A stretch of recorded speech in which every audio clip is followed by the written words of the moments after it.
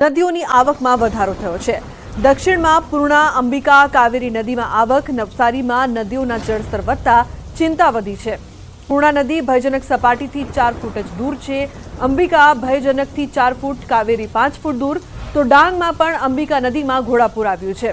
બનાસકાંઠામાં બનાસ નદી બે કાંઠે વહેતી થઈ છે।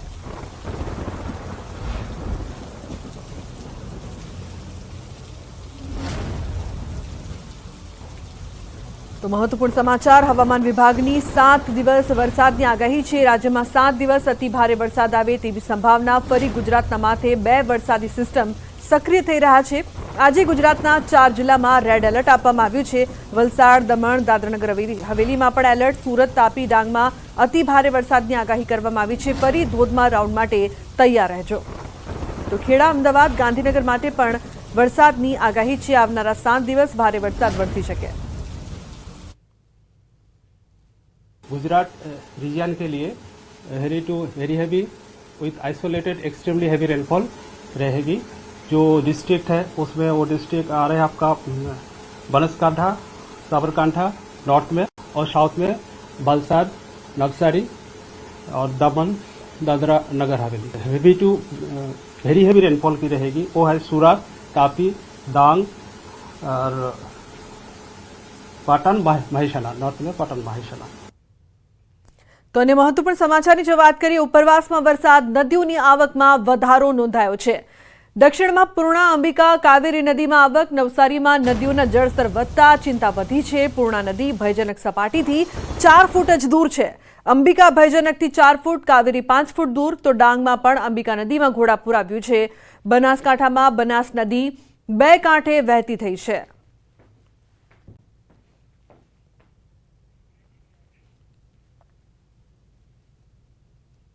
अन्य महत्वपूर्ण समाचार नर्मदाथी गुजरात माटे सौथी मोटा आनंदना समाचार।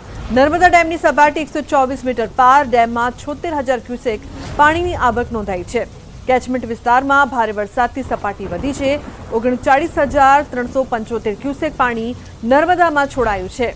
तो वीज टर्बाइन शरू थता वीज उत्पादन वध्युं छे।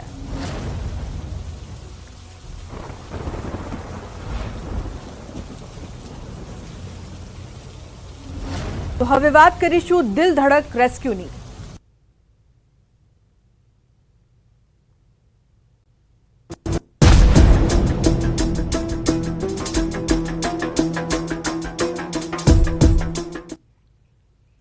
तो केदारनाथ में कुदरती आफतने पगले केदारनाथ रेस्क्यू अभियान में आर्मी नो स्नीफर डॉग जोड़ायो छे। लापता लोकोने शोधवा स्नीफर डॉग नो उपयोग कराशे।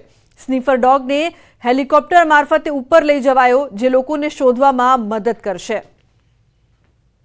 तो जे तमाम लोको लापता छे तेमने शोधवा माटे खास रेस्क्यू अभियान चाली रह्युं छे। केदारनाथमां रेस्क्यू अभियान। केदार घाटी में इस वक्त रेस्क्यू ऑपरेशन चल रहा है, तो वही सर्चिंग के लिए अब स्नीफर डॉग की मदद ली जा रही है। स्नीफर डॉग को यहाँ पर हेली के जरिए ले जाया जाएगा और ये वहाँ पर सर्चिंग में काफी मदद करेगा, क्योंकि लिंचोली की तरफ इसे ले जाया जाएगा। लिंचोली से ऊपर तल्ली लिंचोली और बड़ी लिंचोली, ये जो इलाके हैं, इन इलाकों में सर्चिंग अभियान होना है। और इस हेली के जरिए इसको ले जाने का मकसद यही है कि जो लोग अभी लापता हैं या सर्चिंग में उनका पता लग सकता है, इसलिए स्नीफर डॉग की यहाँ पर मदद ली जा रही है। सेना का ये स्नीफर डॉग काफी काबिल है और इस मकसद से इसको यहाँ पर ले आया जा रहा है, क्योंकि इसकी जो वहाँ पर जो भी लोग वहाँ पर लापता हैं या फिर कुछ लोग रास्ता भटक गए हैं, उनकी मदद के लिए स्नीफर डॉग यहाँ से ले आया जाएगा। तो पंचमहालना घोगंबामां चौंकावनारी घटना सामे आवी छे। અહીં એવો છબરડો થયો કે ભૂલ બીજાએ કરી અને ભોગ ગામ લોકો બન્યા। ભૂલ એવી ગંભીર થઈ કે શાળા સહિતની સરકારી મિલકતો ખાનગી વ્યક્તિના નામે બોલે છે। આપ જાણીને ચોંકી જશો, એવી ગંભીર ભૂલ મિલકત સર્વે કરનાર એજન્સીએ કરી છે અને આ ભૂલ સરકારી કચેરીના અધિકારીઓએ પણ સ્વીકારી ખરી। તેમ છતાં 1.5 વર્ષથી આ ભૂલ સુધારો કરવા સરપંચને ધક્કા ખાવા પડી રહ્યા છે અને કોઈ નિવેડો આવતો નથી। पंचमहाल जिल्लानी सिटी सर्वे कचेरी हाल विवादोमां आवी छे। कथित जे गैररीति छे, साथे साथे बोगस प्रोपर्टी कार्ड बन्या होवानी विगतो सामे आई छे, जेने लईने हाल मुद्दो चर्चानो विषय बन्यो छे। त्यारे सिटी सर्वे कचेरीमां जे પાયલોટ પ્રોજેક્ટ હેઠળ સરકારની એજન્સી દ્વારા કરવામાં આવેલો ઘોઘંબા તાલુકાનું જે મિલકત સર્વેની કામગીરી હતી તેમાં ગંભીર અને ભારે કહી શકાય એ પ્રકારના છબરડા સામે આવ્યો છે. હાલ આપ જે દ્રશ્યોમાં જોઈ શકો છો, આ ઘોઘંબાની સરકારી પ્રાથમિક શાળા છે. આ સરકારી પ્રાથમિક શાળા સિટી સર્વેની કચેરીમાંથી ગ્રામના સરપંચ દ્વારા જે પ્રોપર્ટી કાર્ડ મેળવવામાં આવ્યું છે તેમાં જે આ મિલકત છે ખાનગી માલિકના નામે હાલ ત્યાં જોવા મળી રહી છે.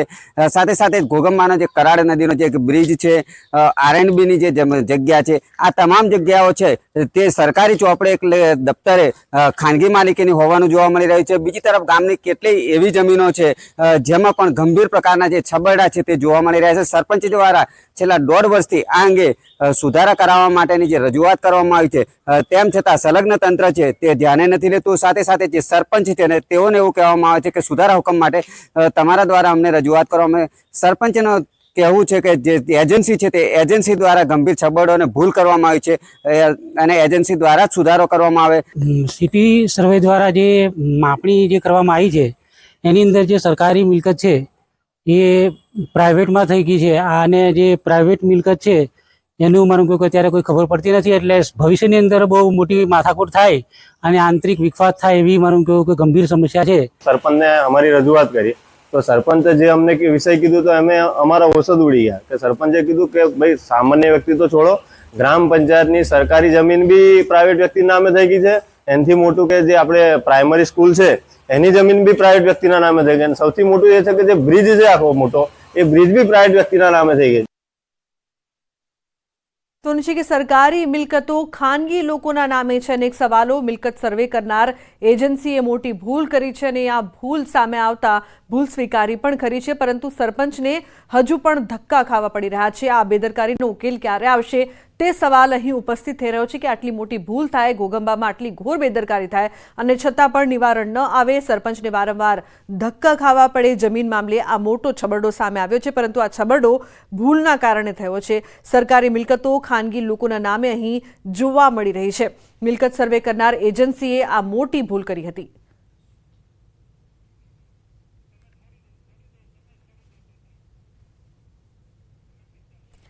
તો આ બેદરકારીનો ઉકેલ ક્યારે આવશે તે મોટો સવાલ. જાણીને ચોંકી જશો કે આ ગામની સરકારી પ્રાથમિક શાળા, કરાડ નદીનો બ્રિજ સહિતની સરકારી મિલકતો ખાનગી માલિકના નામે જોવા મળી રહી છે. સરપંચ દ્વારા મેળવવામાં આવેલા દફતર મુજબ ખાનગી માલિકના નામે બોલે છે. આ ગંભીર ભૂલના સુધારા માટે છેલ્લા 1.5 વર્ષથી સરપંચ દ્વારા જિલ્લા કક્ષાએ રજૂઆત કરવામાં આવે છે, છતાં કોઈ અસરકારક પગલાં ભરવામાં આવ્યા નથી.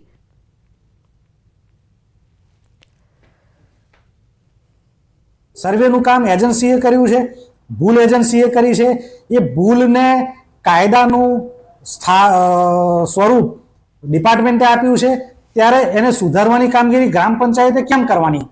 ગ્રામ પંચાયત જો એજન્સી આ ભૂલો સુધારવા આવશે તો એને પૂરો સહકાર આપવા તૈયાર છે. પણ અમારી વિનંતી છે કે જે ભૂલ જે એજન્સીએ કરી છે એ એજન્સી જ આ ભૂલ પોતાની સુધારે.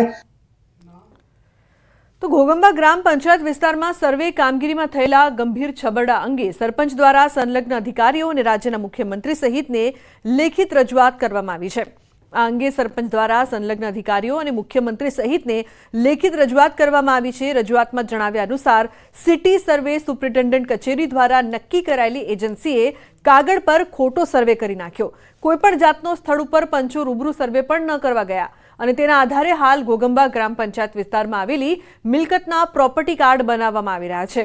જરૂરી રેકર્ડ સાથે મેળવીને કર્યા વગર મન ફાવે તેમ મિલકત કાર્ડ બનાવી દેવાયા હોવાનું પણ ધ્યાનમાં આવ્યું છે. જો આવા મકાનોનું મિલકત કાર્ડ બને અને તેમાં માલિકી હકની સ્પષ્ટતા ન કરવામાં આવે તો ભવિષ્યમાં ગ્રામ પંચાયતની માલિકીની જમીન બાબતે માલિકી માટેની તકરાર થઈ શકે છે, જેથી સ્થાનિકોએ પ્રોપર્ટી કાર્ડ બનાવવાની કામગીરી સ્થગિત કરવાની માંગ કરી છે. આપ હાલ મારી પાછળ જે બ્રિજ જોઈ રહ્યા છો, આ બ્રિજ ઘોઘંબા અને પાલ્લી ગામને જોડતો કરાડ નદી પર આવેલો બ્રિજ છે.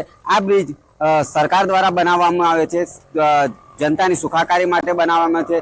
આ મિલકતનો તમામ ખર્ચો અને હક દાવો સરકારનું છે, પરંતુ સરપંચ દ્વારા જે સિટી સર્વેની કચેરીમાંથી જે દસ્તાવેજો મેળવવામાં આવે છે અને આ મેળવેલા દસ્તાવેજોની અંદર હાલ જે આ બ્રિજ છે તેને જે ટીકમાર્ક કરવામાં આવી છે જેમાં ખાનગી માલિકીનો હોવાનું દર્શાવવામાં આવ્યું છે. ત્યારે આ પ્રકારની જે ગંભીર છબરડો છે તે સર્વે દરમિયાન 2016-17માં ના વર્ષ દરમિયાન સર્વે કામગીરી કરવામાં આવી હતી અને પાયલોટ પ્રોજેક્ટ હેઠળ કરવામાં આવેલી સર્વે કામગીરી હાલ પણ અત્યાર સુધી 5 વર્ષ સુધી ચાલી છે।